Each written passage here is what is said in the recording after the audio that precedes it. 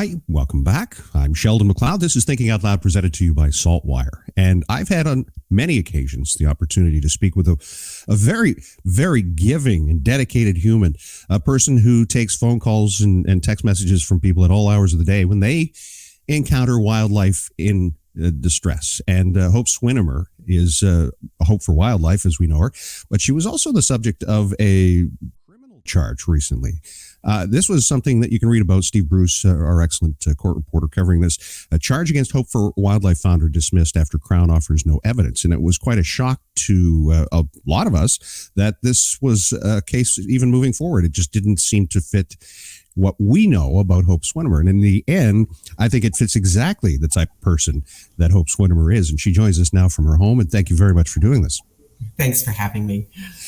I want to go back in time to what happened, how this whole series of events was triggered, and then we can talk a little bit about what happened in court.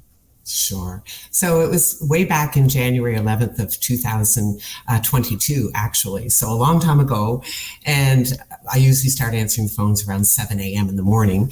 And it just kind of blew up on that particular morning. Is hit by a car, coyote. Everybody was stopping. People were gathering. But this went on for about an hour that I received phone calls. And because coyotes are not allowed to be rehabbed by Hope for Wildlife, I directed them to the DNR 1-800 number. So I did that for a while, and then the phone calls died down, so I assumed everything had been taken care of. But unfortunately, one of my volunteers, not under my supervision or my direction, had seen the post on a community page, and she just hated the idea of the animal being there, and she was worried for people's safety to approaching it and that kind of thing. So after a few hours, she went and picked it up and brought it in to Hope for Wildlife. And kind of the first I heard of it is when I got a phone call from her, and she was almost ready to come down my driveway. So I knew my permit did not allow coyotes. I knew that, but it was also a suffering animal. I had a lot of things to think about. I had to make a quick decision. So I did decide to tell the volunteer to bring it on down, and we would get it into our hospital right away, where at least, from the phone calls, it did sound like this animal was in a great deal of pain and distress, and it probably would have to be euthanized humanely. So that was what I was thinking. At least we could stop the suffering right away. And that does speak to the empathy and the support that you give to people who care for animals and love animals in this province. And you mentioned that there's a permitting process. So as Hope for Wildlife, you're licensed or permitted under the province for what precisely? Exactly. When I first started, like 25, 30 years ago, I can remember knock on my door, from Department of Natural Resources, and I invited them into my home, and I said, they said, Hope, what you're doing is illegal. And so we sat down at the kitchen table, and we came up with the first ever permit in Nova Scotia to allow wildlife rehabilitation. And what started as a one-page permit is now like 100 pages long, and it's developed and grown, and I'm very thankful that in Nova Scotia we are allowed to do wildlife rehabilitation. In our province, we do have some shortcomings, and some animals in Nova Scotia that are Indigenous we're not allowed to rehab, and some we are, and some come with special conditions. So if we get them in, we have to be very careful to follow all the rules and regulations and keep track of all that.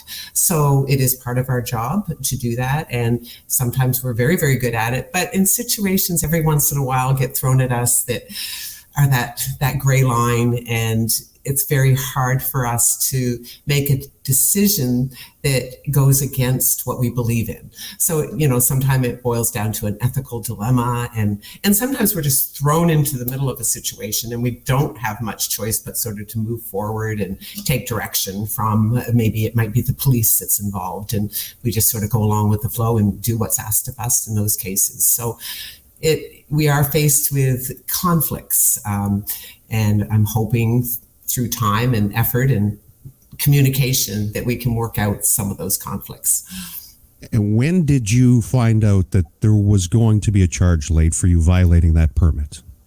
I was shocked. Actually, I was at a meeting with my staff, and I was called down to our front gate, and there was 3 officers there with guns and fully bulletproof vests, and they were the bylaw officers apparently, and they read me my rights. First time I've ever had my rights read to me. I was really taken aback and nervous and surprised and kind of speechless. And I was told I had the right to counsel at that point, which I probably should have, stepped up and said, okay, I'll just wait till I can get a lawyer involved. However, I didn't feel like I'd done anything wrong. I knew, I had contacted DNR at 1:55 about the coyote. I wasn't trying to hide it.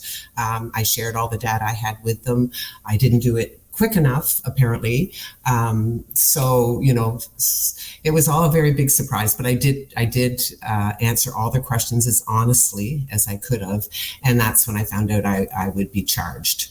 And so it's been a lot of work and a lot of worry.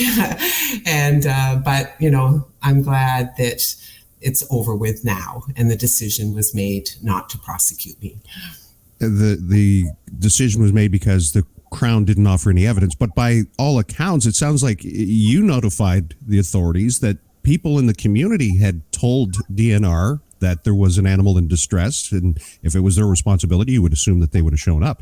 All of this speaks to a lack of communication from where I'm sitting. So tell me how then the lead up to that court appearance, had you any indication that the Crown wasn't going to offer any evidence against you?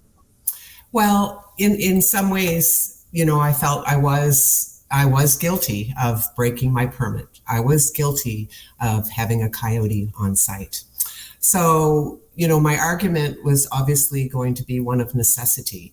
I was faced with a hard choice. I had to make a quick decision.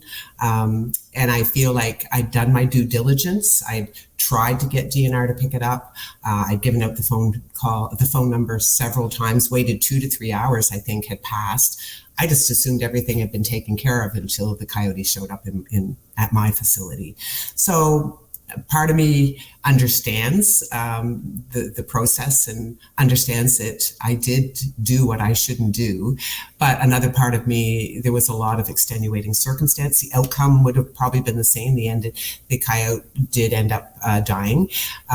So everything, no one was hurt in the process. I feel like I had safety considerations to make too. And so, it's one of those gray areas. And so I didn't know if we went to court, whether I would be found guilty, and I was prepared for that. And I was okay with that. I just think it will help open communication on, we have a beautiful facility here. We have a hospital that's running 24/7 with a licensed veterinarian on staff at all times. So we are equipped. Plus we have the experience and everything we need to be able to help in this way. And to be quite honest, we just want to serve the community. We want to serve Nova Scotia, and we want to help in any way we can. And I saw this more as an opportunity to help. And I really didn't think it would result in being arrested, so to speak. and the Crown said, or I guess part of the authority said, well, you were treated the same as any other citizen, but clearly you're not the same as any other citizen in a lot of ways because of what you're doing in the facility you have. Would it be fair to say that if we were to go back in time to January of 2022, that you'd do it again? Oh, that's such a hard question to ask. I think I would do things a little differently. If it happened again, yes, I would take that. If it was dropped at my door, I would take that animal in and give it medical care. But I would be quicker on the draw of calling DNR that very minute. And that's where I think I could do better.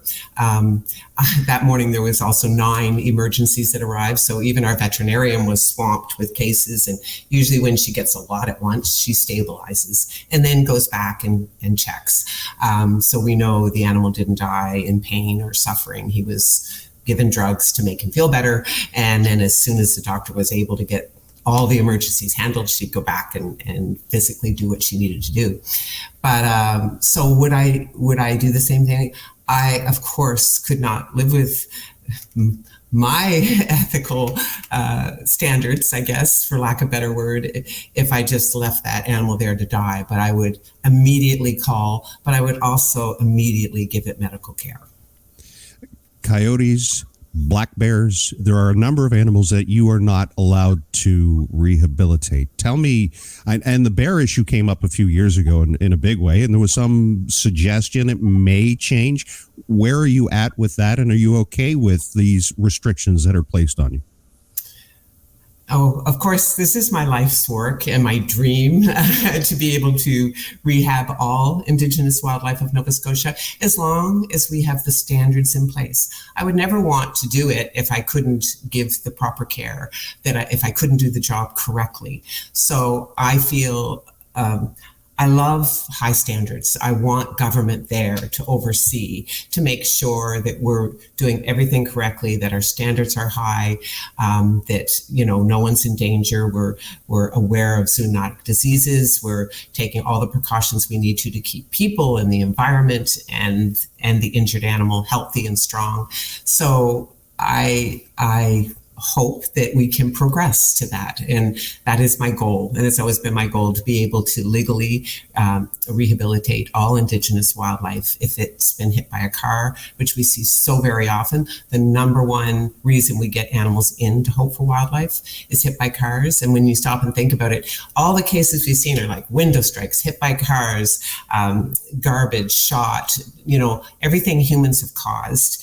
And they're usually cases that are very severe and need stabilization and pain meds and at a doctor right away. As you've indicated, this has been your life's work. This is something you've been very much invested in for a long time, and people may wonder, how do you afford to do this? Are you supported by government? How does this happen? A lot of people think we are, and we're not funded by government.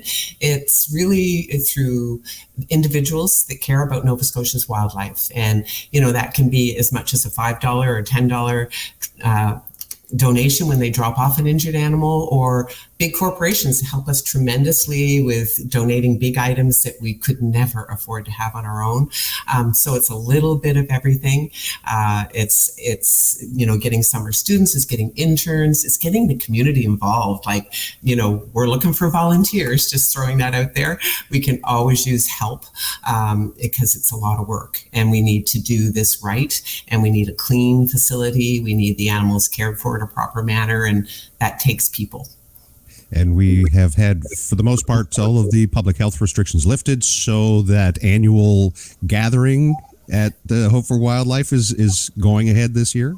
It's a big fundraiser for us. It's August 26th from 12 to 4, and I'm busy planning it as we speak. So we did have it last year. It was much smaller. It had about 2,000, maybe 2,500 people. But in previous years before COVID, we used to get up to 4,000 people. So in some ways, the 2,000 was a lot easier to manage, but we're looking forward to a big crowd, and we'll have lots going on. And it's the only day of the year that we totally open up the facility. We are open every Saturday from 12 to 3 for visitors, and we get a couple of hundred people on those days, and we do tours through the week. We go visit schools. Our education program is huge because we really believe the rehabilitation is incredibly important, but what's going to bring around the most change is educating the public on how to live comfortably with their natural world. So we spend a lot of time in the schools teaching young people. We go into senior homes too. And the third thing that we do that's equally important is the research. And we were able to do testing and, working with other facilities. And, we were the first to test Canada goose positive for the avian flu. And we also received positive tests on fox pups. And if we weren't here, a lot of that data might go undetected. So we're very glad to be a part of the research that goes on in our province. And as you point out, you take many calls, and that CBC article talked about the spring baby boom. So there's lots of critters out there. And I, for one, have been on the other end of a phone line calling Hope for Wildlife when we had a deer that was on the ice that we had rescued. And, it's just an amazing job that you're doing. I'm so grateful for the work that you're doing. And if you haven't been nominated yet for the Order of Nova Scotia, what's wrong with people? I actually did receive that beautiful acknowledgement and honor this year. So it was a wonderful day for me. Congratulations. Well deserved. And Hope Swinimer, I wish you all the best. Thank you so much for taking some time to talk about the work that you're doing in this small little court appearance that I think is a great way for us to help educate people on what you're doing. So thank you for that. Thanks for having me. I really appreciate it.